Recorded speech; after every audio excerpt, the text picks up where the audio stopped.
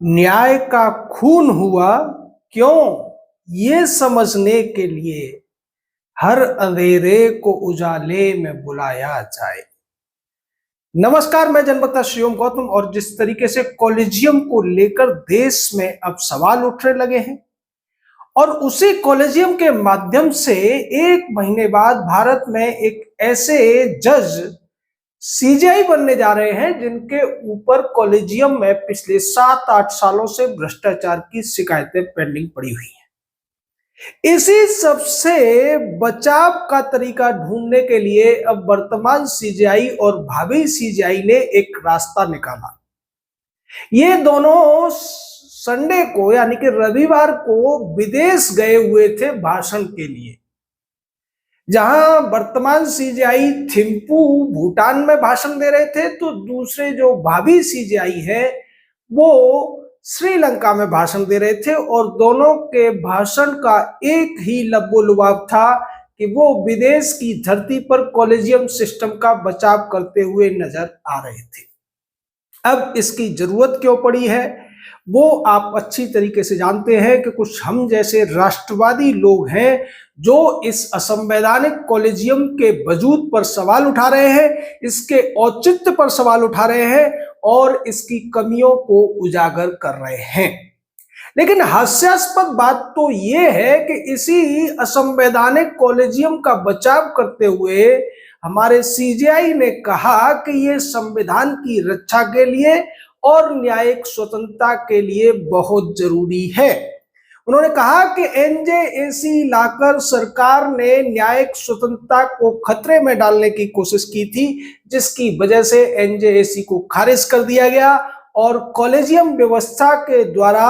न्यायिक स्वतंत्रता को सुनिश्चित किया जा रहा है, न्यायिक स्वतंत्रता की रक्षा की जा रही है, जिससे नागरिकों के अधिकारों की रक्षा हो सके, कमजोरों को आवाज मिल सके और मजलूमों के ऊपर अत्याचार करने से सरकारों को रोका जा सके। दूसरी तरफ जो भावी सीजीआई है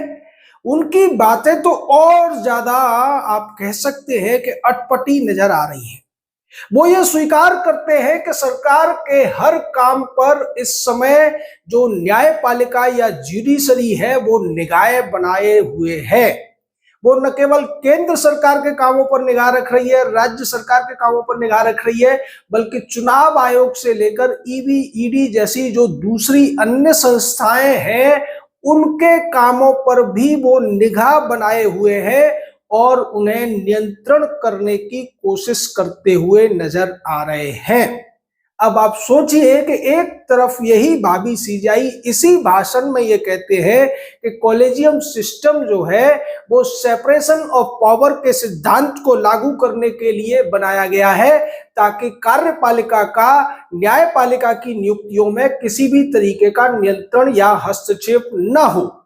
दूसरी तरफ ये स्वीकार करते हैं कि कार्यपालिका और विधायिका के कामों में ये लोग हस्तक्षेप भी कर रहे हैं और उन पर निगाह भी रख रहे हैं, जो भारत के संविधान के किसी भी अनुच्छेद में कहीं भी नहीं है। और ये इसके बचाव में कहते हैं कि जनता को न्याय देने के लिए, लोकतंत्र की जड़ें मजबूत करने के लिए और लोकतंत्र की रक्षा के लिए हम ऐसा कर रहे हैं। अब आप सोचिए कि ये लोग विदेशों में जाकर तो ये बातें कर रहे हैं, देश में क्यों नहीं करते? इसकी वजह यह है कि अगर देश में किसी भी जगह ये इस तरीके की बातें करेंगे तो जो भीड़ सामने होगी, हो सकता है उनमें से कोई एक ऐसा राष्ट्रवादी सच्चा देशभक्त हो जो इनसे क्रॉस क्वेश्चन कर ले कि जो खुद असंवैधानिक व्यवस्था है वो कैसे संविधान की रक्षा कर सकती है, जो खुद भाई भतीजावाद और चेलापंथी से चल रहे हैं वो कैसे लोकतंत्र के रक्षक हो सकते हैं। यही वजह है कि ये देश में तो ऐसी बातें नहीं कर पा रहे हैं, लेकिन विदेशों में जाकर उस कॉलेजियम का स्तुति गान कर रहे हैं, उसकी प्रशंसा कर रहे हैं, जो दुनिया के किसी भी अन्य देश में नहीं चलता है। अगर कॉलेजियम व्यवस्था इतनी ही अच्छी होती तो शायद 35 साल से ये भारत में लागू है, इसकी देखा देखी दुनिया के किसी छोटे मोटे देश ने इसको अपना लिया होता, लेकिन पूरी दुनिया के जितने भी देश हैं उनमें से किसी भी देश में इस तरीके की असंवैधानिक और गैर लोकतांत्रिक व्यवस्था देखने को नहीं मिलती है। अब यह सवाल यह भी पूछा जा सकता है कि अगर कॉलेजियम व्यवस्था इतनी ही अच्छी है तो फिर जो लोअर ज्यूडिशरी होती है, जो डिस्ट्रिक्ट लेवल की ज्यूडिशरी होती है, उसमें एग्जाम के द्वारा जजों की भर्ती होती है, वहां भी क्यों नहीं आप कॉलेजियम व्यवस्था लागू कर देते हैं, जिसके द्वारा जो जजों की नियुक्ति है वो डिस्ट्रिक्ट जज कर दें और जो लोअर ज्यूडिशरी के जज हैं वो नए जजों की भर्ती कर दें। सरकार का पैसा भी बचेगा, स्टूडेंट्स का तैयारी में खर्च होने वाला समय भी बचेगा और आसानी से जजों की भर्ती भी हो जाएगी। उसी तरीके से अगर ये कॉलेजियम व्यवस्था इतनी ही ज्यादा अच्छी है और इतनी ही ज्यादा लोकतंत्र की हितैषी है तो फिर राजनीति में भी कॉलेजियम व्यवस्था लागू हो जानी चाहिए। यानी जो आज प्रधानमंत्री बैठे हैं, जो मंत्री बैठे हैं, वो अपने उत्तराधिकारियों की घोषणा कर दें और उनके सत्ता से हटने के बाद में उनके उत्तराधिकारी मंत्री बन जाए, प्रधानमंत्री बन जाए और इसी तरीके से सांसद भी अपने उत्तराधिकारी जो रिश्तेदार हैं, जो चेले हैं, उनमें से चुन लें और इसके द्वारा भारत के हजारों करोड़ रुपए जो चुनावों में खर्च होते हैं, चाहे विधानसभा चुनाव हो या लोकसभा के चुनाव हो, वो भी बच जाएंगे। उसी तरीके से जो दूसरी एजेंसियां हैं उनकी भर्ती प्रक्रिया में भी बहुत सारा खर्चा होता है, तमाम लोगों को मेहनत करनी पड़ती है, तमाम कंपटीशन करना पड़ता है, उसको भी रोकने का ये बढ़िया तरीका होगा कि चाहे ईडी हो, चुनाव आयोग हो, सीबीआई हो, कोई भी डिपार्टमेंट हो, इन सब में भी कॉलेजियम व्यवस्था को लागू कर देना चाहिए। जो लोग बैठे हुए हैं वो अपने उत्तराधिकारी चुन लें, चाहे अपने भाई भतीजों में से चुने या फिर अपने चेलों में से चुने। यानी जो जुगाड़ तंत्र कॉलेजियम के माध्यम से ज्यूडिशरी में लागू है, वही जुगाड़ तंत्र पूरे देश में लागू कर दिया जाना चाहिए, क्योंकि ये बहुत अच्छा है, ये संविधान के रक्षा करने वाला है, ये लोकतंत्र की जड़ें गहरी करने वाला है, लोकतंत्र को बढ़ावा देने वाला है। लेकिन वो ऐसा नहीं करेंगे, वो इस मामले में तो बिल्कुल अलग हो जाएंगे। हालांकि अगर देखा जाए तो ये जो कॉलेजियम व्यवस्था चल रही है ये वंशवादी पार्टियों की कृपा से ही चल रही है, या फिर कहें कि इस कॉलेजियम व्यवस्था के द्वारा वंशवादी पार्टियों को संरक्षण दिया जा रहा है, ये एक दूसरे को संरक्षण देने का काम कर रहे हैं।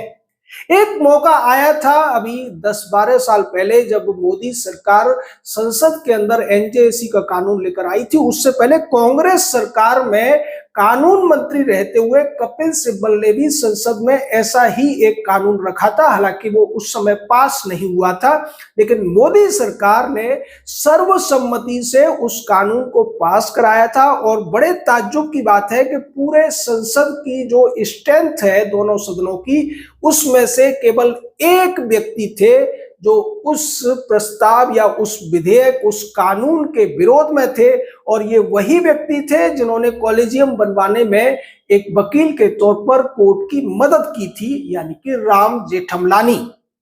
आज जो कपिल सिब्बल कॉलेजियम के पक्ष में खड़े हैं, ये भी उस समय सरकार के साथ खड़े हुए थे। सरकार ने कानून पास किया, लेकिन 3 महीने के अंदर ही 5 जजों की बेंच ने 4-1 के फैसले से उस कानून को खारिज कर दिया था। जब उस कानून को लेकर कोर्ट में बहस हो रही थी, उस समय जो जज थे जिन्होंने इसका समर्थन किया था और ये कहा था कि कॉलेजियम व्यवस्था के द्वारा आप पारदर्शिता को न्यायपालिका में आने से रोक नहीं सकते हैं, ये देश के लिए जरूरी है, ये न्याय के लिए भी जरूरी है। लेकिन उन जज महोदय यानी कि जस्टिस चेलमेश्वर को नजरअंदाज करते हुए 4-1 से फैसला दे दिया गया और उस फैसले के द्वारा 125 करोड़ जनता द्वारा चुनी गई संसद के सर्वसम्मति से पास किए हुए फैसले को पलट दिया था इस कॉलेजियम द्वारा बनाए गए जजों ने। अब आप सोचिए कि जो लोकतंत्र का सम्मान नहीं कर रहे हैं, लोकतांत्रिक रूप से जनता का प्रतिनिधित्व करने वाली संसद का सम्मान नहीं कर रहे हैं, और न केवल संसद बल्कि आधे से ज्यादा राज्यों की विधानसभाओं से भी वो कानून अनुमोदित हुआ था।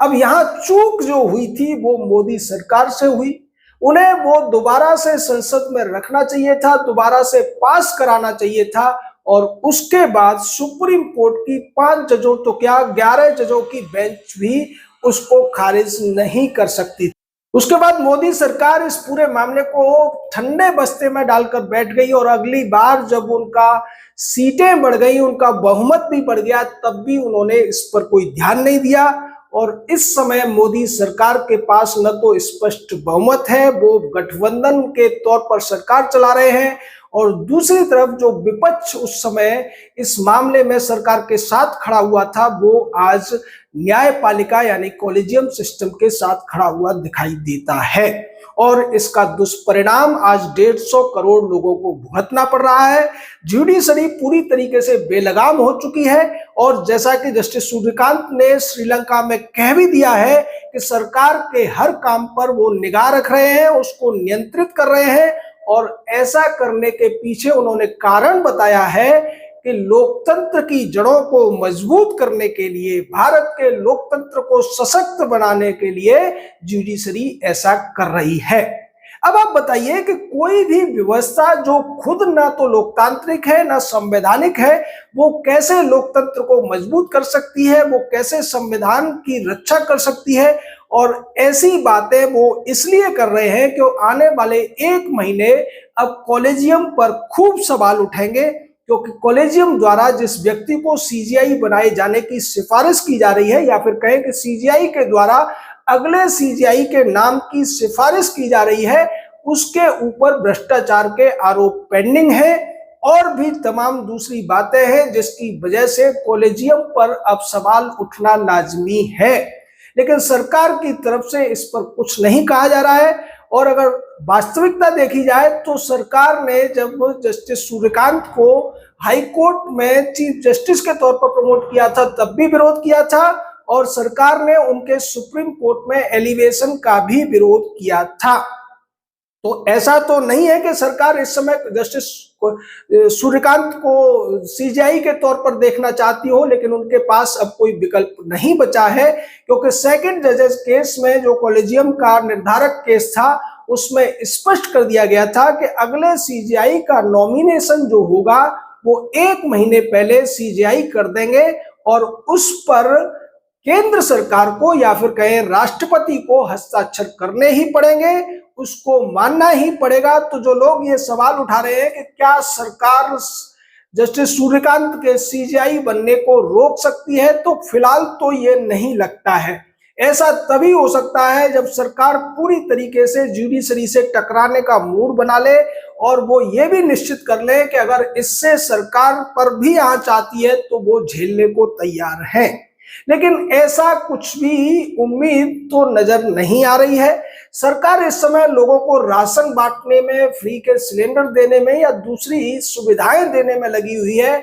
जो मेन समस्या भारत की है, यानी कि न्याय की समस्या, उस पर अब सरकार ध्यान नहीं दे रही है। सरकार ने न्याय को पूरी तरीके से जुडिशरी की मनमानी के हवाले कर दिया है, और जो भाई भतीजावाद से आने वाले जज हैं, वो चेलापंथी से आने वाले जो जज हैं, वो सब के सब न्याय की आए दिन हत्या करते हुए नजर आते हैं, अपराधियों को संरक्षण देते नजर आते हैं। और ये सिलसिला अब और ज्यादा बढ़ने वाला है, क्योंकि जो व्यक्ति अब सीजीआई बनेगा उसके खुद के ऊपर भ्रष्टाचार के आरोप हैं, दूसरे अन्य तमाम जज हैं जो इसी तरीके के किसी न किसी विवाद में फंसे हुए हैं, वो भी लाइन में लगे हुए हैं सीजीआई बनने की। लेकिन जनता को इस पर ध्यान देने की जरूरत है। इस बार तो ये व्यक्ति सीजीआई बन जा रहा है, लेकिन आने वाले समय में जिन लोगों के नाम हैं, अगर जनता ने संघर्ष किया, जनता ने आवाज उठाई, तो उन्हें जरूर सीजीआई बनने से रोका जा सकेगा। आपका इस पूरे मामले पर क्या कहना है? अपनी राय दीजिए, शब्दों की मर्यादा बनाए रखिए और हमारे साथ जुड़े रहिए, क्योंकि ये जो मुहिम है ये राष्ट्र रक्षा की मुहिम है, राष्ट्र धर्म है। आप अगर राष्ट्र से प्यार करते हैं तो निश्चित तौर पर आपको ये करना चाहिए। जय हिंद, जय भारत।